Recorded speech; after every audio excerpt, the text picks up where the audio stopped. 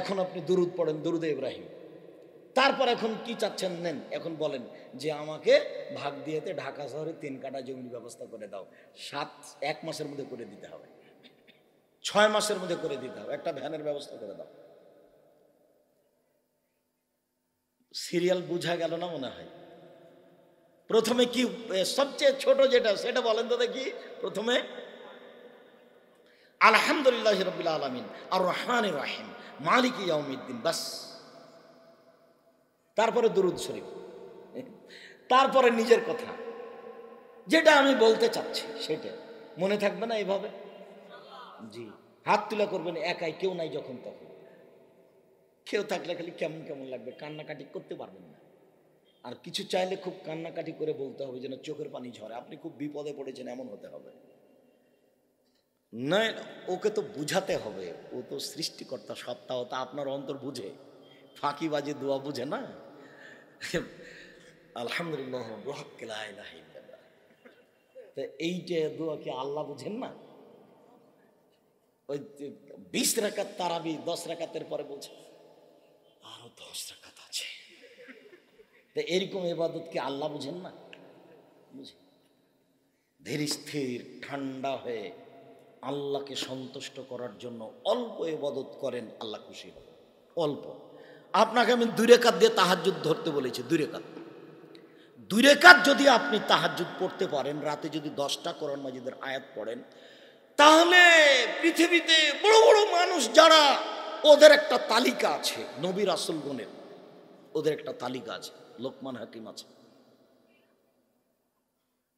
আবু বকর সিদ্দিক আছেন রাদিয়াল্লাহু, উমর রাদিয়াল্লাহু, ওদের একটা তালিকা আছে। আপনার নামটা সে তালিকায় দিয়ে দাও।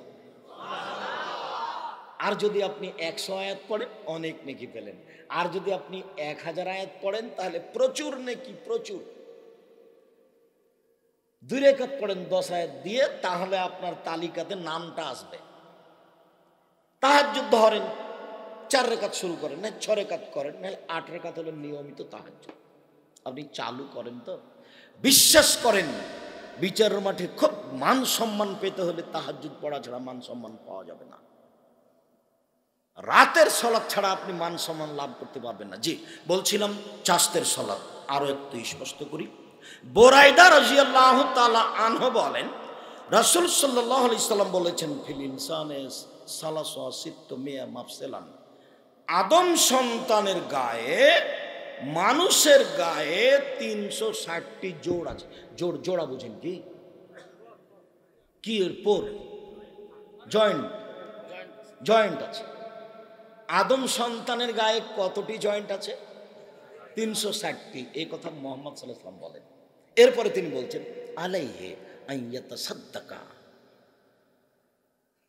মিন কুল্লি মাফসালিন সাদাকা, প্রত্যেক মানুষের জন্য জরুরি, প্রত্যেক জয়েন্টের বিনিময়ে ও দান করবে, জরুরি তার জন্য।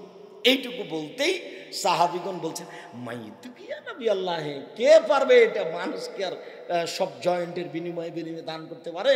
কে পারবে?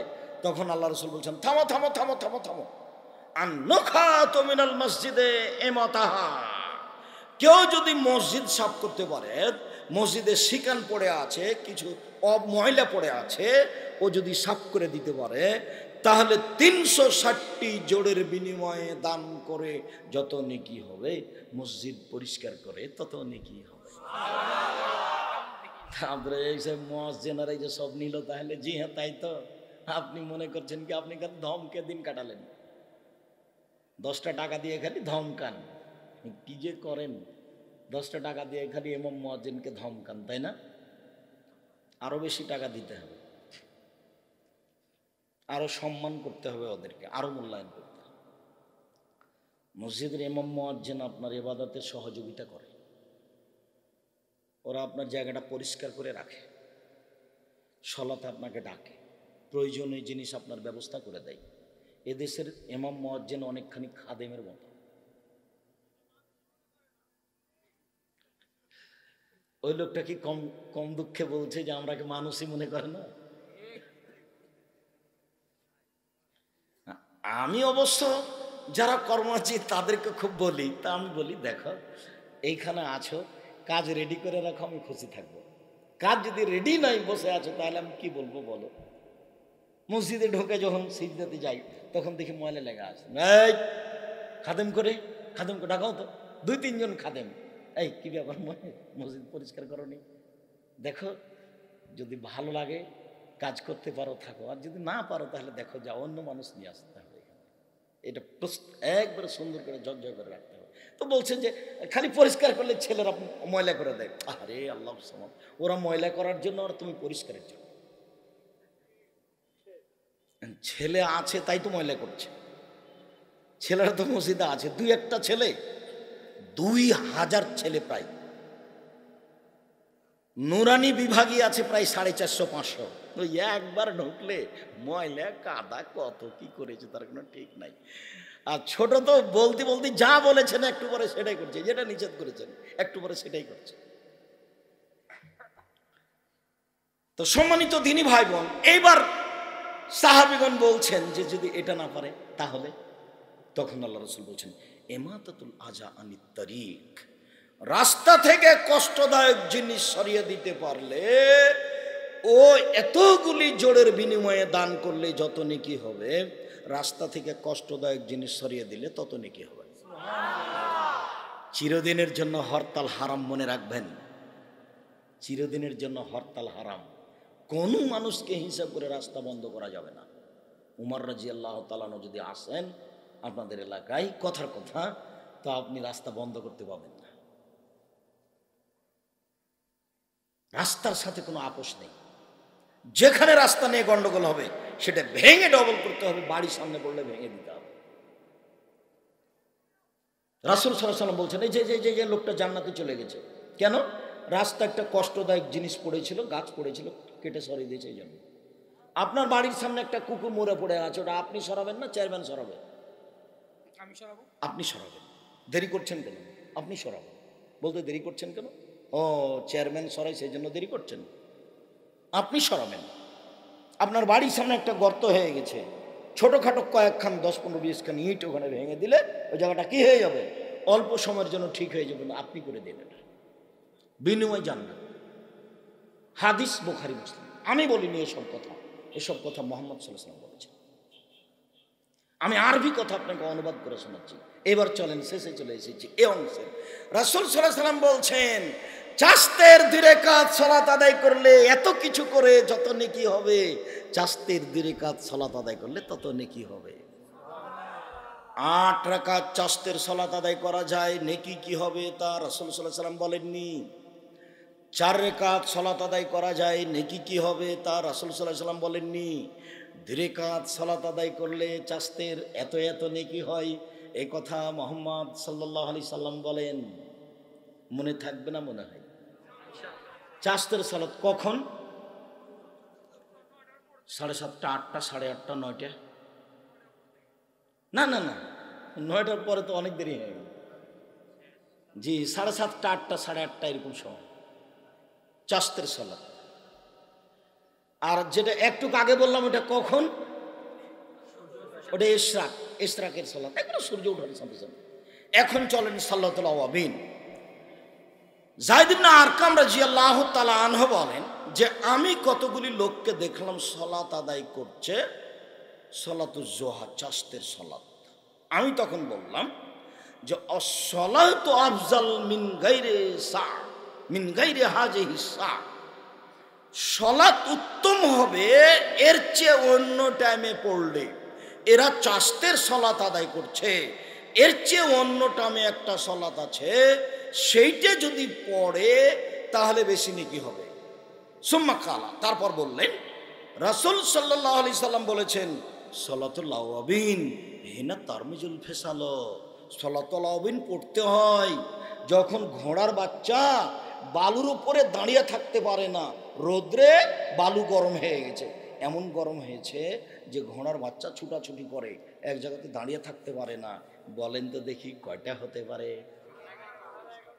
11:30, 11টা এরকম সময় যখন বালু গরম হয়ে গেছে, এটা সালাতুল আওয়াবিন। মহিলা বৈঠকে মহিলা বলেছে বুবু মাগরিবের পরে 6 রাকাত সালাত আদায় করিয়ে বুবু, এটা সালাতুল আওয়াবিন। বুবুর সব কথাই নাকি বুখারীতে আছে। ধর্মকে বহু পাগল পেয়েছে, ধর্ম কিছুই।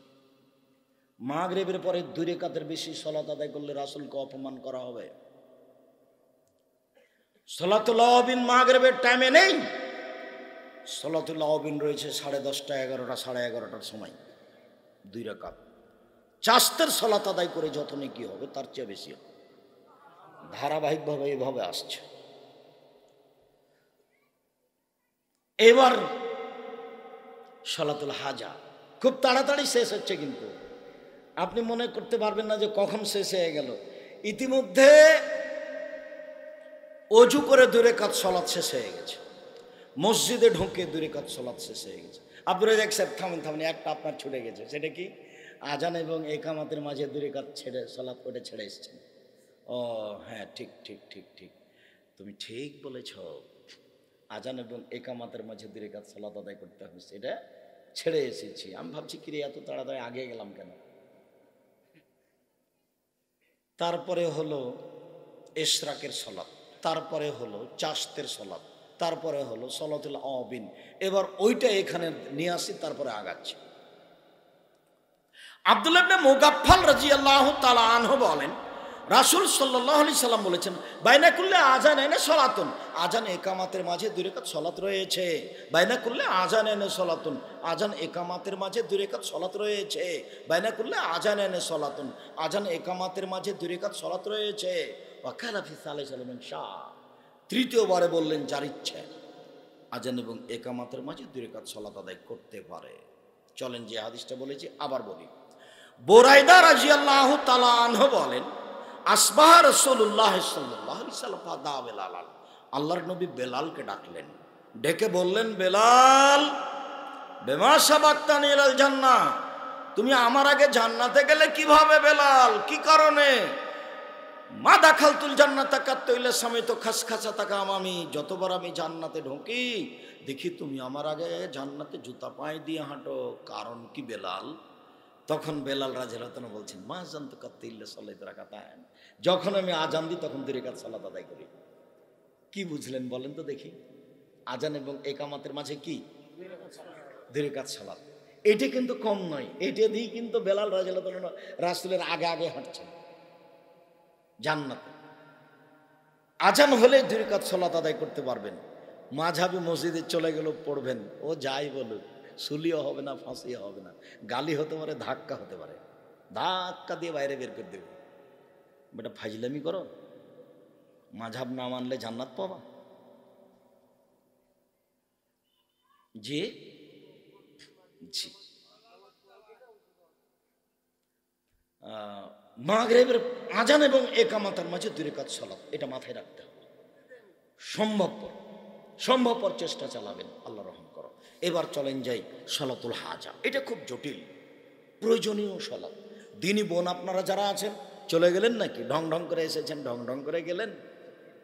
আপনাকে আমি কষ্ট দিইনি, আপনার জন্য জান্নাত সহজ। 5 ওয়াক্ত সালাত আদায় করেন, রমজানের সিয়াম পালন করেন, জেনায় লিপ্ত হয়েন না, স্বামীকে মেনে চলেন, জান্নাতের সব দরজা খোলা। আপনার জাহান্নাম যতই ঘোষণা থাক, জান্নাত সহজ।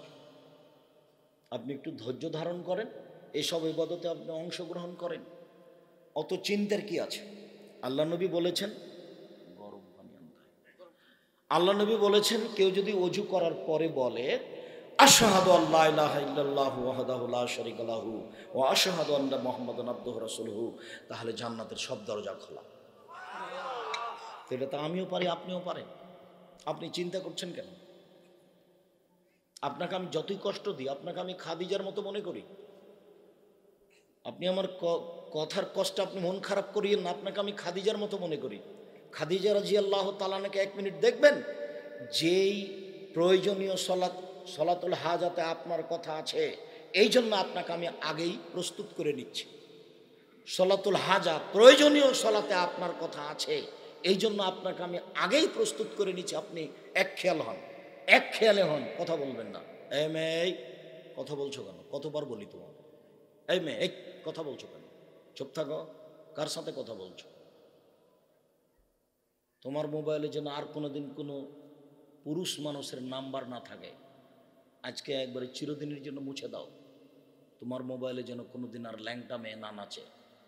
এই ছেলে তোমাকে বলছি, মোবাইলের অপর নাম জেনা, মোবাইলের অপর নাম জাদু। তোমার হাতে বড় মোবাইল আছে, রাসূল সাল্লাল্লাহু আলাইহি ওয়াসাল্লাম বলছেন আইনানে জেনা হুমান নাজর, দুই চোখের জেনা হচ্ছে চোখ দিয়ে দেখা, আর লোজনানে জেনা হল ইস্তেমাও, দুই কানের জেনা হচ্ছে কান দিয়ে শোনা, ওয়ালিয়াদ জেনা হাল বাদশ, হাতের জেনা হচ্ছে হা দিয়ে ধরা, আর রিজল জেনা হাল মশি, পায়ের জেনা হচ্ছে পা দিয়ে হাঁটা, জেনাল লেসানে নতক, জিহ্বার জেনা হচ্ছে কথা বলা, জেনাল কালবে তাতামান্না তাস্তাহি, অন্তরের জেনা হচ্ছে পরিকল্পনা করা।